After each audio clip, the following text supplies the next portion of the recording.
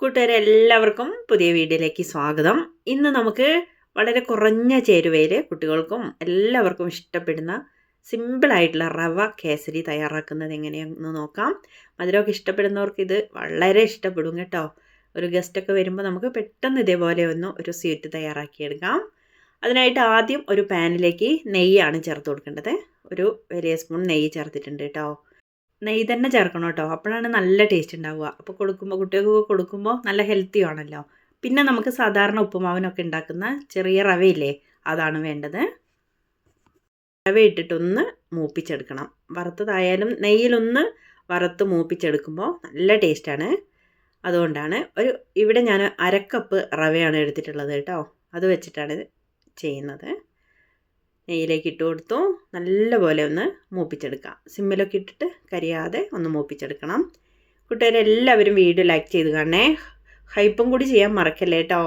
Subscribe ചെയ്യാത്തവർ ചെയ്ത് സപ്പോർട്ടും കൂടി ചെയ്യണേ. അത്യാവശ്യം റവ മൂത്ത് വന്നിട്ടുണ്ട്. കൂടുതൽ അങ്ങ് വേണ്ട, നല്ലപോലെ ഒന്ന് മൂത്ത് വന്നാൽ മതി കേട്ടോ. ഇനി നമുക്കതൊന്ന് മാറ്റി വെച്ചിട്ട് അതേ പാനിലേക്ക് അല്പം നെയ്യ് ഒഴിച്ചു കൊടുക്കാം. നെയ്യ് ഒഴിച്ചിട്ട് ഇതിലേക്ക് ചേർക്കാനായിട്ട് കാഷ്യൂനട്ടും ഉണക്കമുന്തിരിയാണ് ചേർക്കുന്നത്. അതൊക്കെ അവരവരിഷ്ടം പോലെ കൂടിയോ കുറഞ്ഞോ ഒക്കെ ചെയ്യാം കേട്ടോ. ഒരല്പം ചേർക്കുന്നത് നല്ലതാണ്. നന്നായിട്ട് ഒരു ഗോൾഡൻ ബ്രൗൺ ആവുന്നത് വരെ ഒന്ന് നമുക്ക് മൂപ്പിച്ചെടുക്കാം. അത്യാവശ്യം ഒന്ന് മൂത്ത് വന്നിട്ടുണ്ട്. ഇനി നമുക്കിത് രണ്ടും ഒന്ന് മാറ്റി വയ്ക്കാം കേട്ടോ. വറുത്ത റവയും നമ്മൾ വറുത്ത് വെച്ചിട്ടുള്ള കാഷ്യൂനട്ടും മുന്തിരിയാണ് ഇത്രയുമാണ് ചേർത്തിട്ടുള്ളത്. കണ്ടില്ലേ, ഇതാണ് അതിൻ്റെ അളവ് കേട്ടോ. അരക്കപ്പ് റവയാണ് എടുത്തത്. കാഷ്യൂനട്ടൊക്കെ ഇഷ്ടമുള്ള പോലെയൊക്കെ ചെയ്യാം കേട്ടോ. കഴിക്കാൻ ഇഷ്ടമുള്ളവർക്ക് കൂടുതൽ ചേർക്കാം. ഇനി നമ്മൾ കാഷ്യൂനട്ടൊക്കെ വറുത്ത് വെച്ച എണ്ണ അതിലേക്ക് ബാക്കി ഉണ്ടാവും. അതിലേക്ക് റവ എടുത്ത് വെച്ചതിൻ്റെ ഇരട്ടി അളവിൽ വെള്ളം ഒഴിച്ചു കൊടുക്കണം. സാധാരണ വെള്ളം മതി കേട്ടോ. ഇനി നമുക്കിതിലേക്ക് റവ ഇട്ട് കുറുക്കിയാണ് എടുക്കേണ്ടത്. ഇനി ഒരു കളറിന് വേണ്ടിയിട്ട് ഒരു നുള്ള് മഞ്ഞൾപ്പൊടിയാണ് ചേർത്ത് കൊടുത്തിട്ടുള്ളത്. ഫുഡ് കളറൊന്നും ചേർക്കണ്ട. കുട്ടികൾക്കൊക്കെ കൊടുക്കുമ്പം കഴിയുന്നത് നമ്മൾ വീട്ടിലുണ്ടാക്കുമ്പോൾ ഫുഡ് കളറൊന്നും ചേർക്കണ്ട കേട്ടോ. നുള്ള മഞ്ഞൾപ്പൊടി ഇട്ടു. ഇനി മധുരത്തിന് ആവശ്യമുള്ള പഞ്ചസാരയാണ്.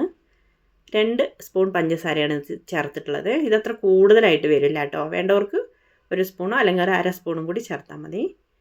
പഞ്ചസാരയല്ലേ, കൂടുതൽ കഴിക്കുന്നത് അത്ര നല്ലതല്ലല്ലോ. ഇനി ഫ്ലേവറിന് വേണ്ടിയിട്ട് അതിലേക്ക് ഏലക്കാപ്പൊടി ചേർത്ത് കൊടുക്കണം.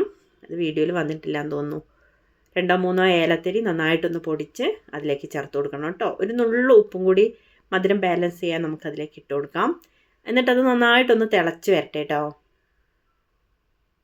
ഹൈ ഫ്ലെയിമിലിട്ടിട്ട് തന്നെ നമുക്കിത് തിളപ്പിച്ചെടുക്കാം. മഞ്ഞളിൻ്റെയൊക്കെ കളറൊക്കെ വന്നില്ലേ, ഇത് നമുക്ക് കേസരിയിലേക്ക് കിട്ടും. അതുകൊണ്ടാണ് ആ നെയ്യും കൂടി ചേർന്ന് വരുമ്പോൾ നല്ലൊരു ഫ്ലേവർ ഉണ്ടാവും. ഏലക്കാപ്പൊടിയും കൂടി ചേർത്തതുകൊണ്ട് നന്നായിട്ട് തിളച്ച് വന്നു. ഇനി നമ്മൾ വറുത്ത് വെച്ചിട്ടുള്ള റവ ഇതിലേക്ക് അല്പായിട്ട് ഇട്ട് കൊടുത്തിട്ട് ഒന്ന് ഇളക്കി കുറുക്കി എടുക്കണം കേട്ടോ. നല്ലപോലെ നമുക്കതൊന്ന് കട്ട പിടിക്കാതെ നന്നായിട്ടൊന്ന് കുറുക്കി വരണം. റവയിലെ വെള്ളത്തിൻ്റെ അംശമൊക്കെ നന്നായിട്ട് പോകണം കേട്ടോ. എന്നാലേ റവയൊക്കെ വെന്ത് വരുള്ളൂ. സിമ്മിലിട്ടിട്ട് നല്ലപോലെ ഇളക്കി കുറുക്കി എടുക്കണം. എന്നാൽ മാത്രമേ അത് നന്നായിട്ട് വെന്തിട്ട് സെറ്റായിട്ട് കിട്ടുള്ളൂ. ഇല്ലെങ്കിൽ റവയുടെ ടേസ്റ്റൊക്കെ വരും കേട്ടോ. നല്ലപോലെ വേവിച്ചെടുക്കണം. വെള്ളമൊക്കെ വലിഞ്ഞു വരുമ്പോൾ നമുക്കിതിലേക്ക് കാഷ്യൂനട്ട് മുന്തിരി നമ്മൾ വറുത്ത് വെച്ചിട്ടുള്ളത് പകുതി ഞാനിതിലേക്ക് ചേർത്തു. കുറച്ച് നമുക്ക് ഡെക്കറേറ്റ് ചെയ്യാനായിട്ട് വെക്കാം കേട്ടോ. ഇനി ഒരു ബൗളിലേക്ക് നമുക്കിതൊന്ന് ഷേപ്പ് ചെയ്തെടുക്കാം. അപ്പോഴല്ലേ കാണുമ്പോഴൊക്കെ നല്ല രസം ഉണ്ടാവുള്ളൂ. അതിനായിട്ട് ഏതെങ്കിലും ഒരു ബൗളെടുത്തിട്ട് അതിൻ്റെ ഉള്ളിൽ എണ്ണയോ നെയ്യോ ഒന്ന് തടവി കൊടുക്കാം. ഒന്ന് പിടിച്ച് വരാതിരിക്കാൻ വേണ്ടിയിട്ടാണ് കേട്ടോ. എന്നിട്ട് ചൂടാറുന്നതിന് മുമ്പ് തന്നെ നമുക്കിത് റവ മിക്സ് ഇതിലേക്ക് ഒഴിച്ചു കൊടുക്കണം കേട്ടോ. എന്നിട്ടൊന്ന് നന്നായിട്ടൊന്ന് പ്രസ് ചെയ്യണം.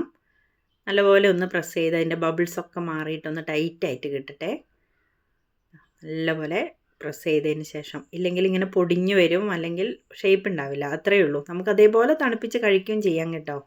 ഞാനിത് വീഡിയോയ്ക്കൊക്കെ കാണാൻ വേണ്ടിയിട്ടാണ്. എന്നാലും ഇങ്ങനെ ചെയ്യുമ്പോൾ കുട്ടികൾക്കൊക്കെ ഒരു രസമല്ലേ. ഇതേപോലെ തണുത്ത് കഴിയുമ്പോൾ നമുക്കിതെടുത്തിട്ട് ഒന്ന് കമത്തി വെച്ചാൽ മതി കേട്ടോ. എന്നിട്ട് ജസ്റ്റ് ഒന്ന് തട്ടി കൊടുത്താൽ അതങ്ങ് സെപ്പറേറ്റ് ആയിട്ട് വന്നോളും. കണ്ടില്ലേ, കുറച്ചും കൂടി ടൈറ്റ് ആയിരുന്നെങ്കിൽ നല്ല ഷേപ്പൊക്കെ കിട്ടും കേട്ടോ. എന്നാലും നമുക്ക് വീട്ടിലൊക്കെ ഉണ്ടാക്കുമ്പോൾ ഇതേപോലെ മതി. നല്ലൊരു സ്വീറ്റ് റെസിപ്പിയാണ്. അടിപൊളി റവ കേസരി ഇവിടെ റെഡി ആയിട്ടുണ്ട്. എല്ലാവരുടെയും അഭിപ്രായം പറയൂ. വീണ്ടും നമുക്ക് മറ്റൊരു വീഡിയോയുമായി കാണാം കേട്ടോ.